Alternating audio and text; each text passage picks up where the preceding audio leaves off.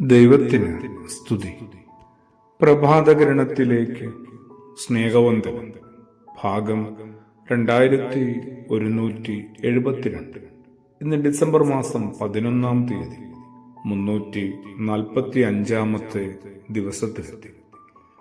യോഹന്നാൻ മാബ്ദാനായുടെ നമ്മൾ ശ്രദ്ധിക്കേണ്ടതായ ഒരു വചനമുണ്ട്. 4-ാം സുവിശേഷത്തിലാണ്.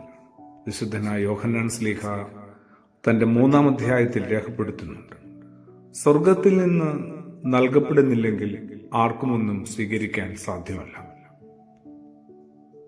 സംഭവം ഇത്രയേ ഉള്ളൂ. അതും ഒരു തർക്കത്തിനും കലഹത്തിനും പരിഭവത്തിനും ചേരിതിരിവിനുമൊക്കെ കാരണമായേക്കാവുന്ന സന്ദർഭമാണ്. ചിലർ, അതും സ്നാപയോഹന്നാന്റെ ശിഷ്യന്മാരിൽപ്പെട്ടവർ, അവരുടെ ഗുരുവായ യോഹന്നാൻ സ്നാപകനോട് പറയുകയാണ്, നമ്മളൊപ്പം ഉണ്ടായിരുന്നവൻ, നീ ആരെക്കുറിച്ച് സാക്ഷ്യപ്പെടുത്തിയോ അവനിതാ അപ്പുറത്ത് ആളുകൾക്ക് സ്നാനം നൽകുന്നുണ്ട്. ഒരു ചേരിതിരിവിനുള്ള എല്ലാ ശ്രമങ്ങളുമായിരുന്നു. യോഹന്നാൻ വളരെ കൂളായിട്ട് അതിനെ മറികടക്കുന്നുണ്ട്. സ്വർഗത്തിൽ നിന്ന് നൽകപ്പെടുന്നില്ലെങ്കിൽ ആർക്കുമൊന്നും സ്വീകരിപ്പാൻ സാധ്യമല്ല. എല്ലാം സ്വർഗത്തിൽ നിന്ന് നൽകപ്പെടുന്നവയാണ് എന്നാണ് സ്നാപകന്റെ ബോധ്യം. അത്തരമൊരു ബോധ്യത്തിലേക്ക്, ജനന പെരുന്നാളിലേക്ക് ഓരോ ദിനവും സഞ്ചരിച്ചെത്തുന്ന എന്നെയും പാകപ്പെടുത്തണമേ. ആഴമേറിയ ഒരു ആത്മീയ ജീവിതത്തിന് ഉടമയ്ക്ക് മാത്രമേ ഇത്തരത്തിലുള്ള നിലപാട് കണ്ടെത്താനും സ്വീകരിക്കാനും കഴിയൂ.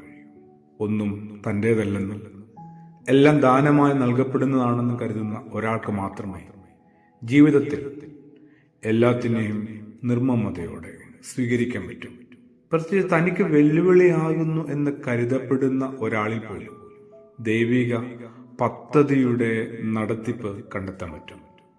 തന്നെ സ്വർഗം ഏൽപ്പിച്ച ശുശ്രൂഷ പൂർത്തിയായി കഴിയുമ്പോൾ നിശബ്ദം പിന്മാറണമെന്ന് യോഹന്നാൻ മാബ്ദാനയ്ക്ക് നന്നായിട്ടറിയാം.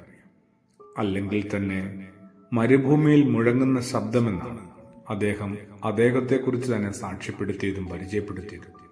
ശബ്ദത്തിനൊരു സ്വയം നിലനിൽപ്പൊന്നുമില്ല. ലക്ഷ്യപൂർത്തി വരുത്തിയാൽ പിന്നെ ശബ്ദം അന്തരീക്ഷത്തിൽ സ്വയം അലിഞ്ഞ് ഇല്ലാതാവുകയാണ്. സകല നന്മകളുടെയും ഉറവിടം സ്വർഗമാണ് എന്ന യോഹന്നാൻ മാബ്ദാനയുടെ ഓർമ്മപ്പെടുത്തൽ നമ്മളെയും കുറെ കൂടി ആത്മീയമായി വളർത്തട്ടെ. എന്റേതെന്ന് അവകാശപ്പെടാൻ എനിക്കെന്താ ഉള്ളേ? എന്റെ തെറ്റുകളും ഇടർച്ചകളും പാപങ്ങളും മാത്രമാണ്. ബാക്കിയെല്ലാം സ്വർഗം ദാനമായി കനിഞ്ഞ് നൽകിയതാണ്. ജീവൻ പോലും, ജീവിതം പോലും. ഈ ബോധ്യം കിട്ടിയ ആൾ ഒരിക്കലും മറ്റൊരാളെ നോക്കി സ്വയം താരതമ്യപ്പെടുത്തുകയില്ല. ഓരോരുത്തർക്കും വേണ്ടതെന്തെന്ന് സ്വർഗത്തിന് നന്നായിട്ട് അറിയാമല്ലോ. ഓരോരുത്തരും ചെയ്തു തീർക്കേണ്ട ദൗത്യം എന്തെന്ന് സ്വർഗം വെളിപ്പെടുത്തി കൊടുക്കും. ഈ ഒരു കാഴ്ചപ്പാട് കിട്ടുന്ന തന്നേക്കാൾ ആരും ചെറുതല്ല വലുതല്ല എന്ന് തിരിച്ചറിയും. ആരോടും അസൂയുണ്ടാവില്ല. അയാളെയും വളർത്തുന്നത് പരിപാലിക്കുന്നതും സ്വർഗത്തിലെ തമ്പുരാനാണെന്ന് ബോധ്യമുണ്ടാവും. അതുകൊണ്ടാണല്ലോ യോഹന്നാൻ സ്നാപകൻ ഇങ്ങനെ പറഞ്ഞത്, അവനോ വളരണം, ഞാനോ കുറയണമെന്ന്. ജനന പെരുന്നാളിലേക്ക് അടുക്കുന്ന ഏതൊരാളിൻ്റെയും ജീവിതത്തിലും ഇത് കൃത്യമായി പാകമായി മാറട്ടെ. ആമേൻ.